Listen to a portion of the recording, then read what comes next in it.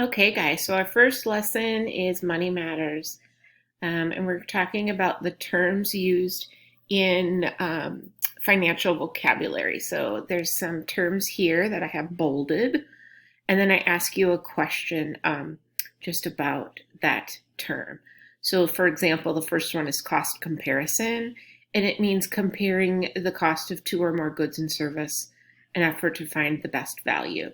So, and then I ask you a time when you used cost comparison. This might be if you're at a restaurant and you're deciding what to eat and you only have a certain amount of money, you might compare things there. If you're buying a car, you would definitely want to compare. Grocery shopping, those are examples of places or things that you would use with cost comparison. And then we go down here to the cost benefit analysis and the cost and the benefit. And then I'm asking you to identify what you want to purchase and what's the cost and what's the benefit. So the cost is the price, obviously, and the benefit is what are you going to get out of it?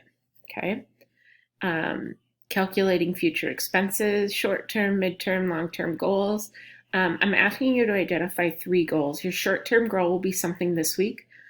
Your medium-term goal will be something in the next couple of months, and your long-term goal is in the next couple of years. And then I have a budget that I'm asking you to do, talking about income versus expenses. And I just want you to give me a quick overview of what your budget looks like.